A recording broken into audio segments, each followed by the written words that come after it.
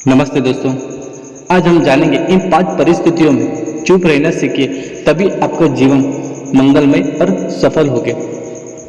जब तुम्हें लगे कोई तुम्हारी भावनाओं को तुम्हारे शब्दों से नहीं समझ सकता, उस समय तुम्हें चुप रहना चाहिए। अक्सर हम लोगों को अपनी दुख परेशानियां बताना शुरू कर देते हैं, जबकि हमारे आसपास रहने वाले ज़्यादातर लोगों को इससे कोई मतलब नहीं है। हमारे जीवन में क्या गुजर रहा है, हर इंसान को केवल खुद से मतलब होता है। वह केवल खुद के बारे में बात करना चाहते हैं, वह केवल खुद की तारीफ सुनना चाहता है। उन्हें हमारे जीवन की परेशानियों से कोई मतलब नहीं है और ना ही वह सुनना चाहते हैं। हो सकता है 1 या 2 बार वह तुम्हारी दुख भरी कहानी सुन भी ले, लेकिन उससे बात तुमसे दूर भागना शुरू कर देंगे, क्योंकि कोई भी किसी दुखी और असहाय इंसान के साथ रहना पसंद नहीं करता। इसीलिए कभी भी अपने कुछ करीबी मित्रों और परिवार वालों को छोड़कर किसी ऐसे इंसान को अपनी परेशानियां न बताएं, जो तुम्हारे बातों को समझने के बजाय उनका मजाक बनाए या तुम्हारी मजबूरी का फायदा उठाए। 2. जब तुम्हें यह ना पता हो कि किसी विशेष मौके पर क्या बोलना है या किसी विशेष घटना के बारे में आधा अधूरा ही ज्ञान हो, तो ऐसे मौके पर तुम्हें चुप ही रहना चाहिए। ऐसा इंसान जो आधा अधूरा ज्ञान होने के बाद भी उस विषय में बात करता है, वह अक्सर ही मजाक का पात्र बनता है और कोई भी ऐसे इंसान को कभी गंभीरता से नहीं लेता। अपनी बात पर प्रभावशाली तरीके से वही इंसान रख सकता है जिसे उस घटना या विषय के बारे में गहराई से जानकारी है। इसीलिए कभी भी आधी अधूरी और इधर उधर से मिलने वाली बातें जानकारी के आधार पर लोगों से अपनी बात मनवाए। 3. गुरु ने कहा, जब कोई इंसान तुम्हारे सामने किसी तीसरे इंसान की बुराई कर रहा हो, तब ऐसी परिस्थिति में तुम्हें चुप रहना चाहिए। तुम्हें कभी भी ऐसी नकारात्मक बातचीत का हिस्सा नहीं बनना चाहिए, क्योंकि आज जो इंसान तुम्हारे सामने किसी तीसरे इंसान की बुराई कर रहा हो, वही कल किसी और के सामने तुम्हारा भी बुराई करेगा। और इस बात की ज़्यादा संभावना है कि आज तुमने अगर उससे हाँ में हाँ मिलाने के लिए तीसरे इंसान की जो बुराई की है, कल रिश्ते ठीक होने पर वो तीसरे इंसान से कहे कि तुमने उसके बारे में क्या क्या कहा था, तब आपकी क्या इज्जत रह जाएगी। विचार करो। इसीलिए जब भी कभी कोई किसी तीसरे इंसान की बुराई करे या उसके गलत समय का मजाक उड़ाए, तो तुम्हें बस उसकी बातें सुन लेनी है।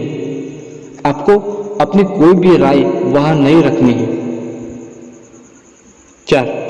जब कोई तुम्हारे ऊपर गुस्सा करे और तुम्हें अपमानित करने के लिए कोशिश करे, तब ऐसी परिस्थिति में तुम चुपचाप रहकर सामने वाले के गुस्से को कम कर सकते हो और स्थिति को बिगाड़ने से बचा सकते हो, क्योंकि क्रोध एक ऐसी मानसिक स्थिति है जो बुद्धि को हर लेती है।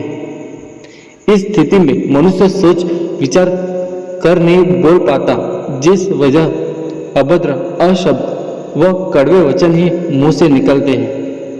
जब तुम सामने वाले के क्रोध का जवाब क्रोध से ना दे, उस समय चुप रह जाते हो, तब यह बात उस क्रोध करने वाले इंसान के दिल में लगती है और गुस्सा कम होने पर उसे अपनी गलती पर पछतावा होता है।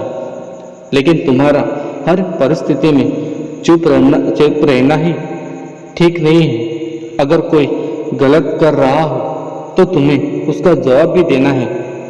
हर बार तुम्हारा मौन रहना सामने वाले की गलत हरकतों व उद्दंडताओं को बढ़ावा देना जैसा है। लेकिन कुछ लोग ऐसे ही होते हैं जिन्हें हमारा चुप रहना उन्हें हमारी कमजोरी प्रतीत होती है।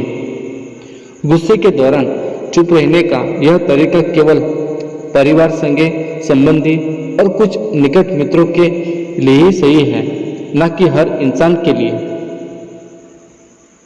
5. जब कोई इंसान अपने जीवन की किसी दुख भरी घटना या परेशानियों से गुजर रहा हो तो तुम्हें चुप रहकर सिर्फ उसके बातों को सुनना है। लेकिन ज्यादातर लोग ऐसे होते हैं कि किसी ने उनको सामने अपनी समस्या सुनाई कि उन्होंने समाधान देना शुरू कर दिया, जबकि कोई इंसान अपना समझकर कि हमसे अपनी परेशानियां साझा कर रहा होता है, न कि वो आपसे किसी सुझाव की उम्मीद से बता रहा होता है।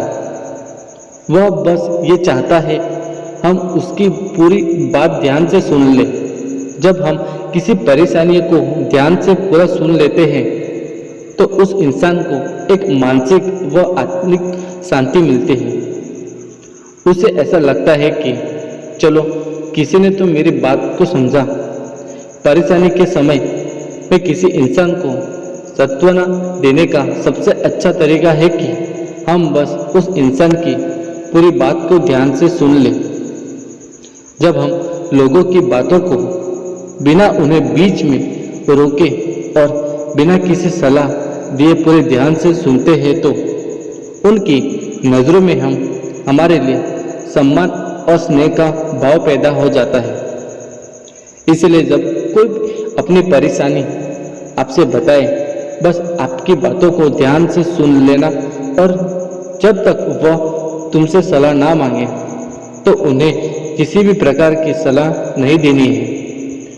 गुरु ने कहा, मेरी एक बात हमेशा याद रखना, जब तुम कम बोलते हो लोग तुम्हारी तरफ ज्यादा आकर्षित होते हैं कि तुम क्या हो और तुम क्या सोचते हो। धन्यवाद दोस्तों, आशा करता हूँ कि आपको ये मेरी कहानी पसंद आई हो। अगर पसंद आए तो प्लीज़ लाइक एंड सब्सक्राइब ज़रूर करें और नीचे दिए कमेंट बॉक्स में कमेंट करना ना भूलें। धन्यवाद।